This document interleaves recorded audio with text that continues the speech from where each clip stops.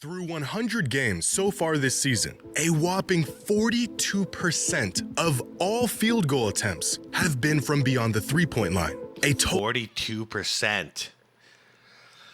Total that has nearly doubled since 2012. All right, everybody, welcome back to another After Dark. Hope you all are having a good night. I hope you guys had a good day. I wanted to check out this video from Jimmy High Roller because it has nothing to do with LeBron. I do enjoy his videos that are not about LeBron. I know how biased he is. This one's called "They're Breaking the NBA Again," and I see an image here of Steph Curry about to shoot pretty much a half-court shot. So I think it has to do with three-point shooting, but we'll find out. Yeah, not much to say about on an intro about this one because I really don't know what this is going to entail. What I do know is I'm going to link the original video down below for you guys in the description box. And if you guys want to check out his channel, go right ahead. I will give you a fair warning. When it comes to LeBron James videos, I'd probably skip those. But outside of LeBron videos, he comes up with some really cool stories and some really entertaining content. So I took a break from the channel and I'm kind of revisiting now, seeing what I missed out on and kind of giving him another shot here. So without further ado, let's get into this. Please leave the video a like, and I appreciate that if you do. And I don't know why I feel like I had something else to say. Maybe I'll realize it as we go along. Let's do this.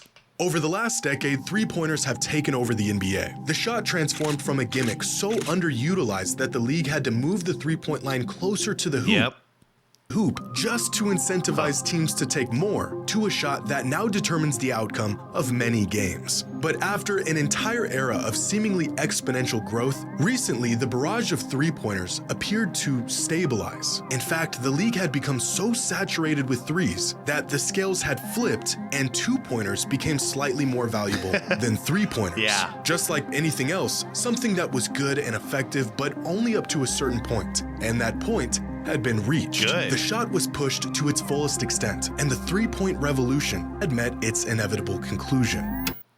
Except it didn't. I was gonna say, I'm seeing more threes jacked up this year than I've ever seen before. And Ant-Man, he's the main culprit, but I also seen Devin Booker on my Phoenix Suns is just jacking threes. It's like they all had a meeting and they all decided, like, screw it.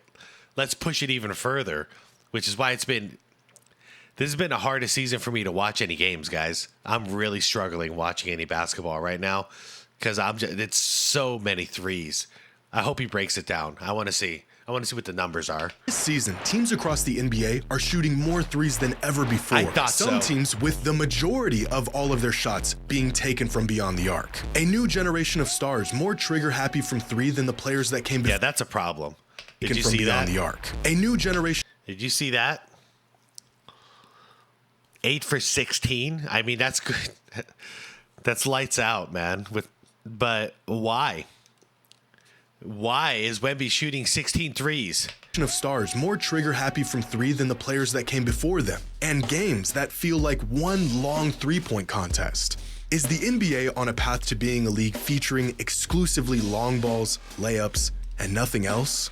Well, in 2015, right about the time the league began to shift away from the basket, Steph Curry attempted 8 three-pointers per game, the highest total in the league that season, and just the 5th player in NBA history to attempt at least 8 threes a game. By the next season, 3 other players joined him as ultra-high-volume three-point shooters. But by 2020, the number of players across the league attempting at least 8 threes a game jumped to 15. The three-point revolution was long in effect by this point, and it would remain at this level for the next few seasons. The league seemingly finding its equilibrium on threes. Was Jokic, I apologize, the first big dude on the list? Like the first center to do it? I think so. Because that's small, but that's him right there. That's Jokic. I wonder if he's the one who opened that door in 2020, and now all these big dudes are doing it. Good God, look at this. Look at this saturation. Threes. And how many are even worth taking? Until this season, where there are 24 players in the NBA who are attempting what was once considered a historic amount of threes just a decade ago. Wow. Something is changing in the NBA. 24 players. So, yeah. So we had 4 years where basically we hit at max. And now we go up by 1, 2, 3, 4, 5, 6, 7, 8. We went up by 50%. Talk about a double down. Okay, this is going to be interesting. I mean, this is going to piss me off, but this is going to be interesting nevertheless. I think we're about to pop. I think the league is about to pop. Right now, are we nearing the end of the three-point era, or are we just getting started?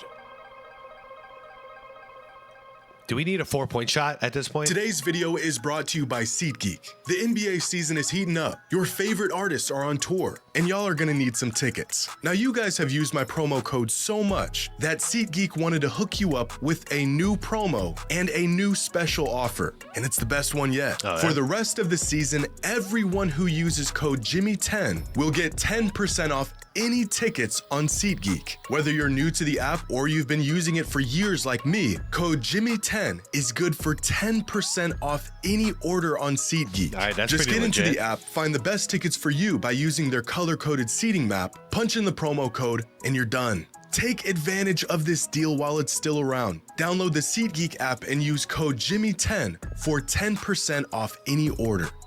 Legit. In 2016, the Golden State Warriors completely redefined how basketball is played.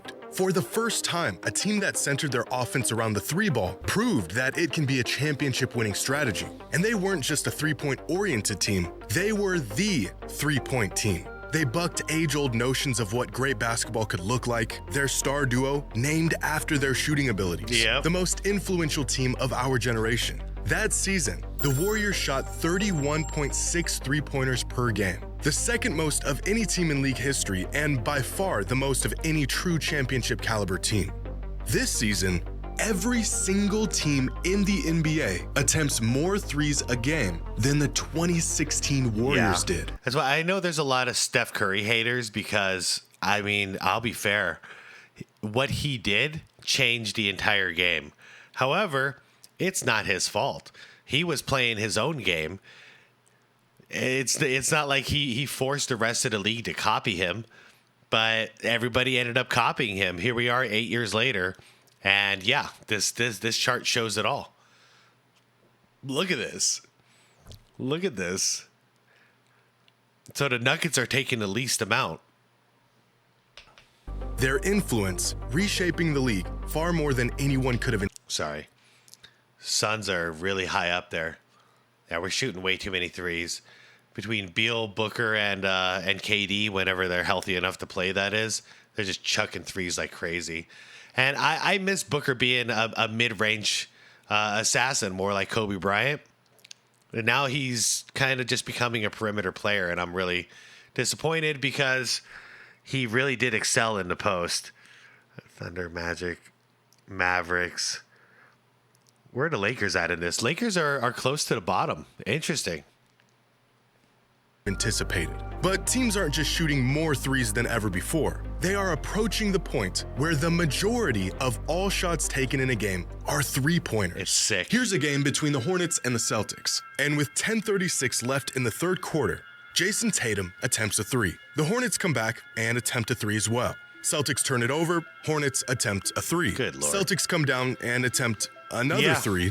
Hornets come down and attempt a three, followed by a Celtics three, followed by a Hornets three, followed by another three. Celtics switch it up for a moment with a layup, and then right back to a Hornets three. Turnover, Hornets three, Celtics three, Hornets three, Celtics three. Yeah. This was a real sequence in an NBA game. Unbelievable. This actually happened.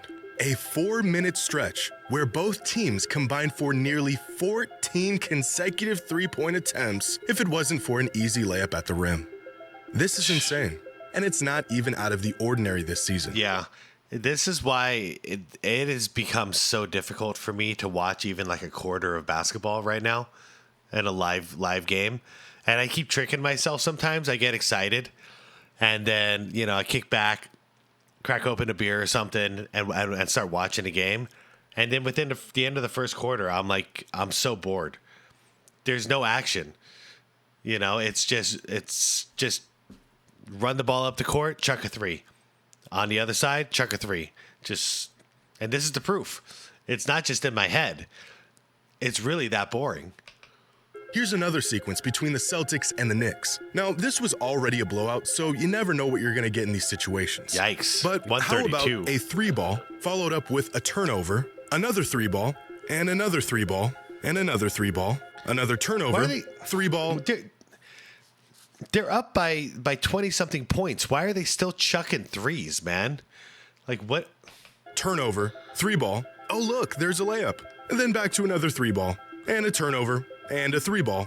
And take a wild guess, a three ball. Man, what happened to the game I love? 3 straight minutes of three-pointers.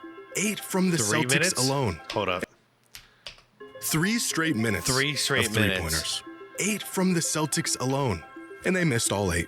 But even this was nothing compared to what happened in a game between the Hornets and the Hawks. With a minute and 45 seconds left in the first quarter, the Hornets made a mid-range jump shot. What's so special about this mid-range bucket? Well, nothing, other than the fact that this would be the last shot they would make outside of layups and three-pointers for the rest of the entire game. From 1:45 in the first quarter to the end of the game. I'll let the chart fill out. Next 37 minutes of game time, outside of free throws, every single point the Hornets scored until the end of the game was from right here or out here. Okay. Wow.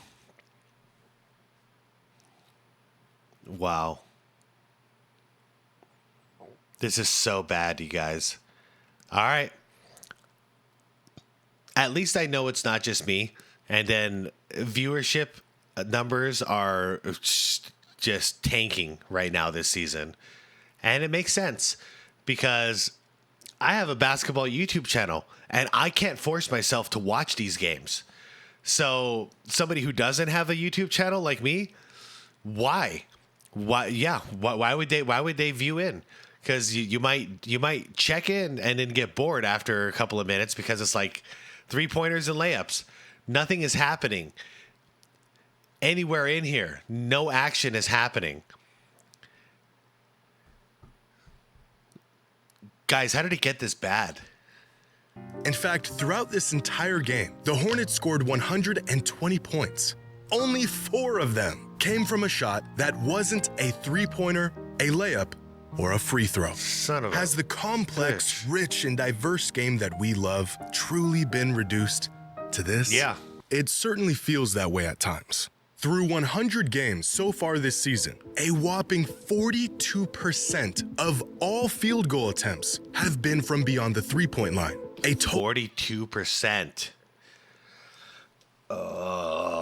total that has nearly doubled since 2012. Sometimes it feels like we're watching one big three-point contest because at times we are. In fact, 16.7%. Fine. That's cool. I dig it. I dig it. You got to throw in a three-pointer every so often. at the current rate the league is going, which may or may not continue, half of all shots taken in an NBA game will be three-pointers by the 2032 season. But it's not just that teams are attempting more three-pointers. Teams have regressed to taking only the best, most efficient shots on the court. Three-pointers, layups when they're available, and hardly anything in between. Yeah. Excluding free throws, 86% of all points scored from NBA teams this season have been from beyond the three-point line or within 6 feet of the basket. Wow. Guys, what's so bad about this is, okay, Adam Silver, he made a gamble.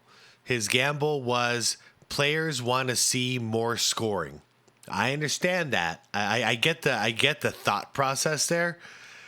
But to go this far with it now, where we're at the point where scoring means nothing. Hitting a 3-pointer means nothing. Scoring 50 points in a game means nothing. Triple doubles mean nothing. Now it's gone so far to this other side. Defense means nothing. It's gone so far to this other side that with nothing, when it all means nothing, we're not watching anymore because it doesn't matter. You know, it doesn't matter anymore. So we got to go back somewhere, and we got to get back to the middle here, because this has gone way too damn far, and no one's tuning in, and eventually the NBA is going to start losing money, and I'd rather them wake up now before they start losing money than wake up later. It's okay to admit, Silver, this was a cool idea, but it went on way too long, and we let it go way too far. Reel it back in now, man. Us fans will start watching again. We really will. We all want to. Even though we're all pissed off at the league right now, we all want to. We want a good basketball product to watch. Just give it to us. 20 years ago, only 65% of all points were scored from these zones. Now, this upward trend of near and far and nothing in between may not continue. Over the past few seasons, there has been some stagnation in three-point attempt rate, so there may be a shift in the other direction in the coming years. But the NBA tends to follow the leader. What are the winning teams doing, and how can we adapt, emulate, and optimize that style of play? And right now, as much as we can't stand it, winning basketball looks a lot like a three-point shootout. Before the beginning of this season, Celtics head coach Joe Mazzulla said the team I agree with the Boston thing, but when it was Denver, then they weren't just chucking threes, so they were setting a different precedence. But yeah, now we got a new champion, so everyone is going to emulate Boston. And on shooting a lot more threes this year. They did the math, and it checked out. We need more threes. Oh, great. But outside of Harden's Rockets, last year Celtics attempted more three-pointers than any other team in NBA history. That's what I was looking for. That's a problem. It was a recipe that was so good, it helped them win a championship. How many more threes could they possibly shoot? 51. This year's Celtics are shooting 51 three-pointers per game. I don't even know what to say. I can't even watch the Suns games right now because they're jacking up 39. You want to add on another 12? I couldn't watch a Celtics game. I mean, that answers it for me. I'm going to avoid Celtics games this year, even though they're the champions. I don't want to watch that. Maybe I'll check in with the Miami Heat a little more often. That is 56% of all of their field goal attempts. Arguably the best Say again? 56% of all of their field goal attempts. Arguably the best team in the league, coming off of a championship, is shooting 6 more three-pointers per game than any other team in league history. But are three-pointers and the sheer volume of them really a recipe for winning basketball? Is this truly the future of the game and what teams will need to do to compete? The only problem is if they have a bad shooting game, say you're in a Game 7 situation, elimination, and the shot's just not falling that day, which happens, now what's your backup plan? Just keep chucking threes? We gave the Houston Rockets, led by James Harden back then, such crap for not having a second strategy outside of that three. We always said live and die by the three. You live by the three, you die by the three. So what's the backup plan? That was something we made fun of, but now this is industry standard. Well, so far this season, teams that win the three-point battle, when they score more net points from three-pointers than their opponent, have won 72% of the time. I know, but the playoffs is a different monster. With that pressure,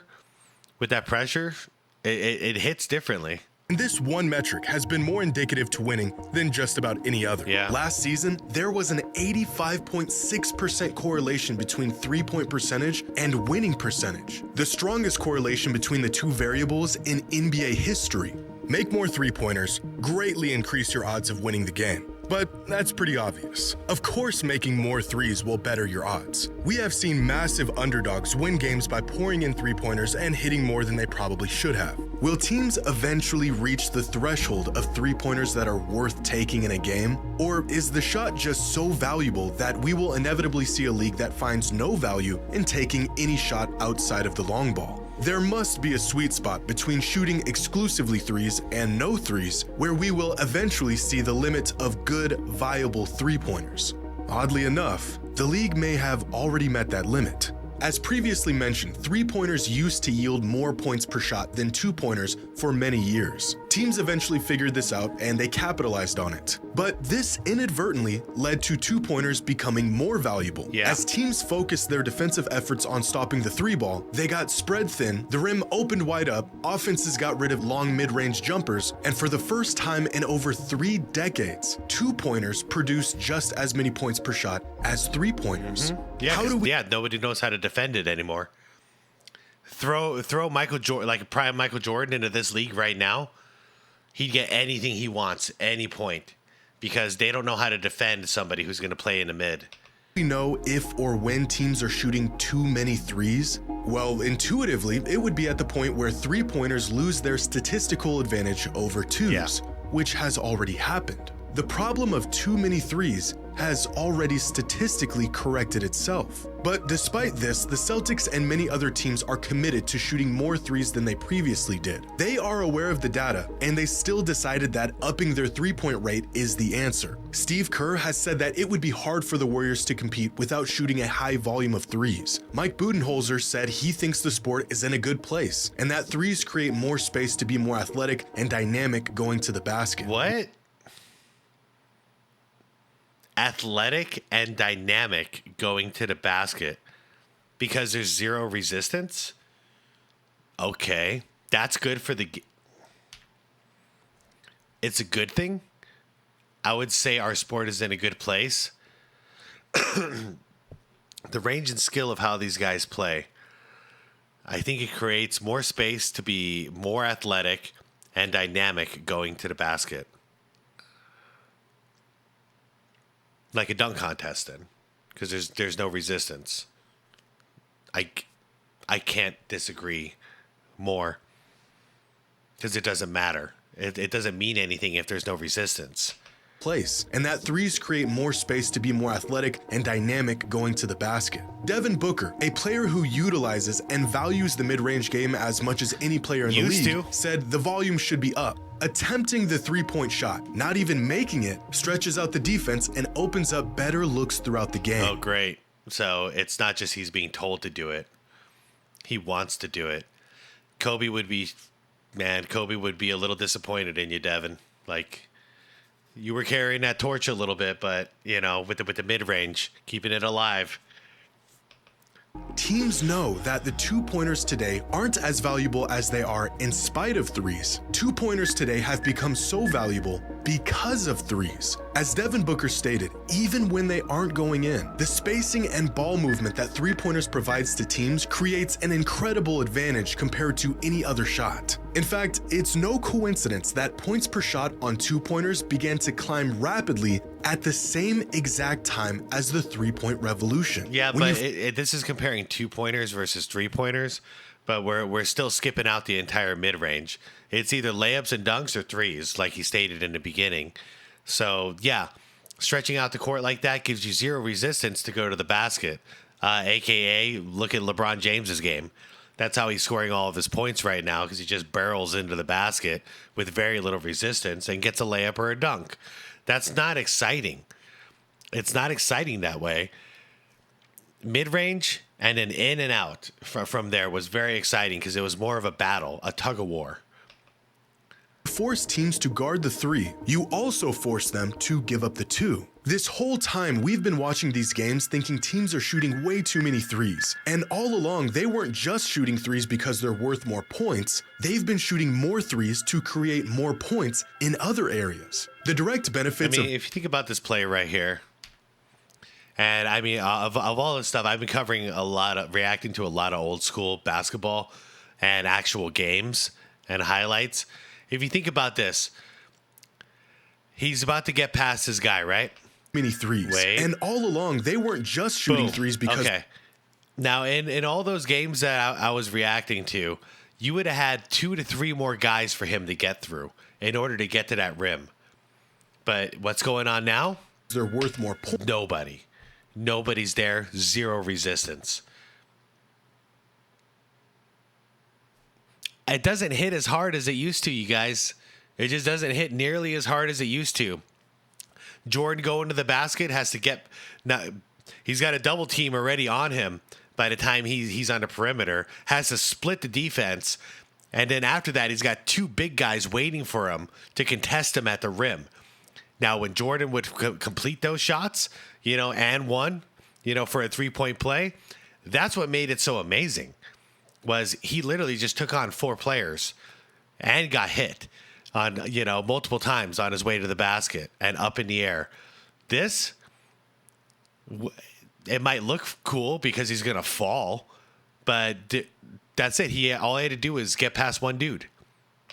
Points, they've been shooting more threes to create more points in other areas. The direct benefits of volume three-pointers actually plateaued quite a while ago. Teams aren't yielding more points per shot on threes today than they did a decade ago. But the indirect benefits of volume threes continues to grow the more teams make and take them, which means, in theory, the number of threes we're seeing teams take could continue to climb, despite the fact that they are already at the peak of their direct statistical advantage. But just how much further could this go? Well, this is where things get really interesting. If we ignore the caliber of teams and the efficiency of their shooting and just look purely at volume, then through over... Sorry, guys. of teams go. Well, this is where things get really interesting.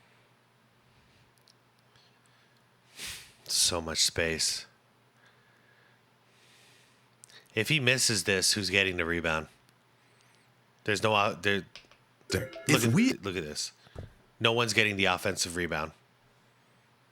So the shot better go in, and it does. But if it doesn't, ignore the you got 3, 4 red shirts to get the rebound.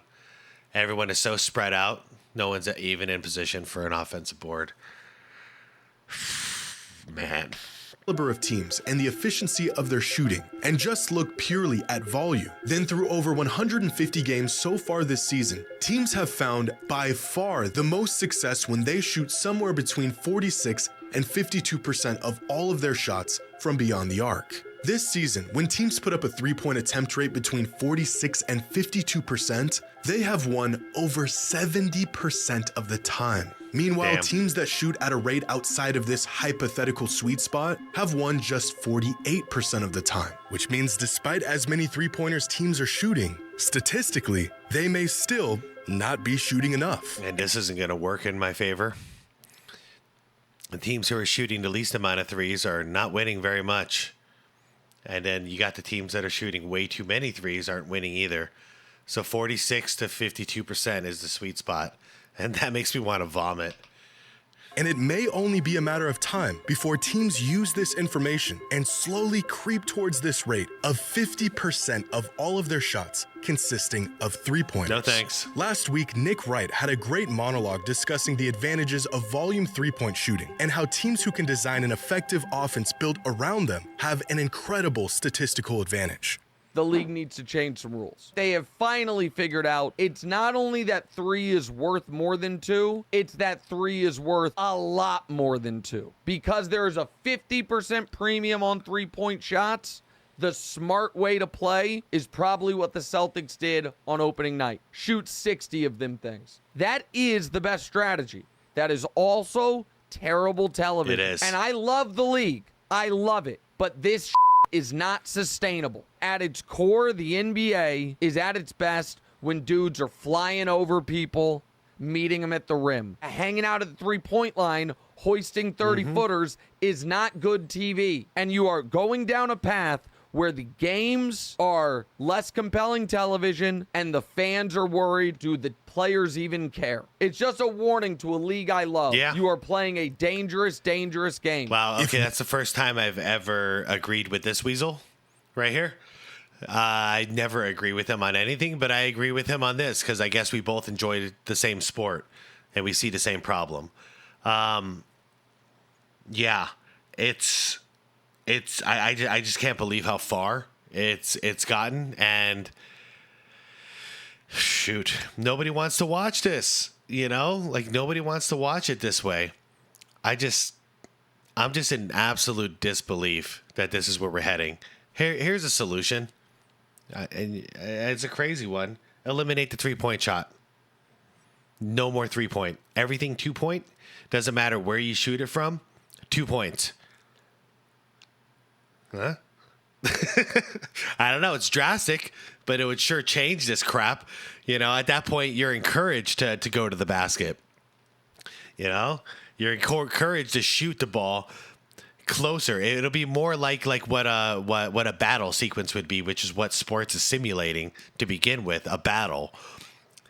It'll encourage you to get closer to the rim before you get that shot off, and you're rewarded with it by a higher percentage. But if you want to be lazy about it, then you just snipe from deep, but the percentage is going to be lower.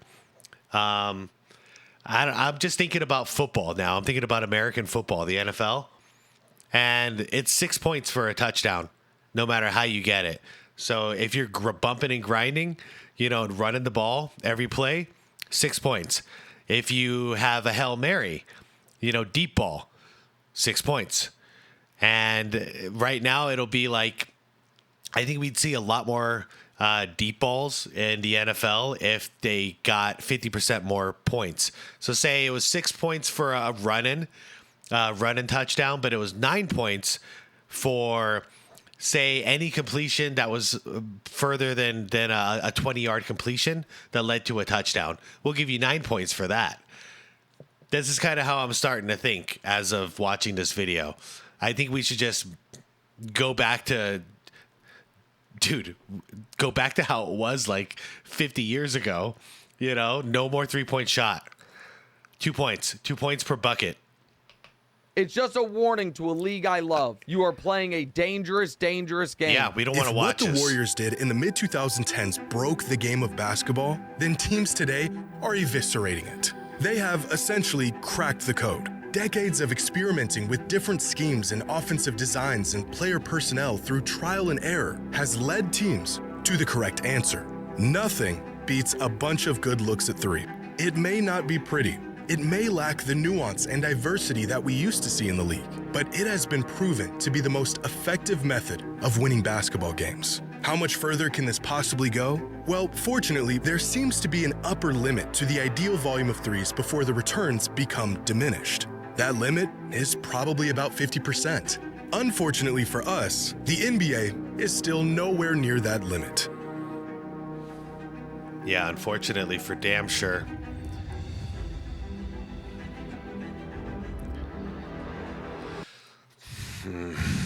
Yeah, I think I've said what I need to say about this one. I don't see another alternative because everyone is going on data and analytics right now, and the data provided here supports that you win more basketball games by shooting more threes. So every team is going to continue down this path, and the only way is to eliminate it for the sake of the game. It's not just because I don't enjoy seeing people chuck threes. It's because it's for the sake of the game.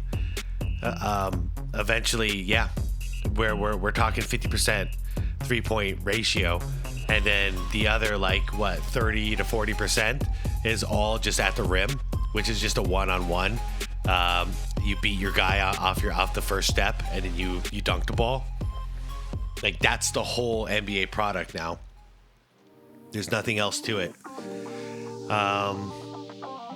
Man, I'm so sad about my favorite sport. Like, I'm really sad to see the state of it.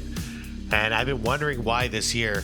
I went into the season telling myself I'm going to make an extra effort to watch more games. Because I wanted to talk about it on my channel, cover more games. And I don't have the stomach for it, you guys.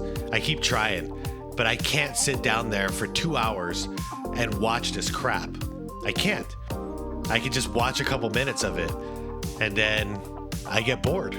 And this is the game I've loved since I was 5 years old. 42 years old now. I love the game of basketball, but I hate this product of the NBA right now. This product of the NBA is making me sick.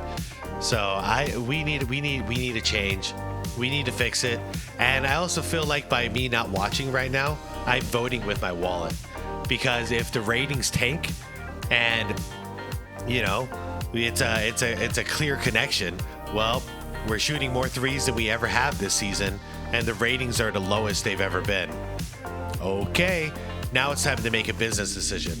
And I feel like if everybody was voting with their wallets, they'd be forced to make some change, to take it serious, to listen to the fans, instead of just, Adam Silver just going, well, whatever, let it happen. Whatever may be will be. The players want to shoot threes, so we let them shoot threes. No, dude, you're the commissioner. You're the big boss. You got to make some changes, improve the product, because David Stern handed you a fantastic product, and you just toss it in the gutter, man. All right, everyone, I'm out. Let me know what your opinions are. This should be a spicy one. But yeah, I'm looking forward to hearing your guys' opinions. Less so about bashing. I know how a lot of you guys feel about the current product, and it's very similar to me. What are your solutions? That's what I want to talk about in the comments tonight, if possible. What are your solutions? You've heard a crazy one by me, so, nothing's too crazy on this channel. Let me know what you think. Let's all have a talk about it, and let's see, because we all love this sport, obviously. That's why we're here. All right, guys, I'm out. Have a wonderful, peaceful night. And I will see you guys in the morning. All right. Peace out.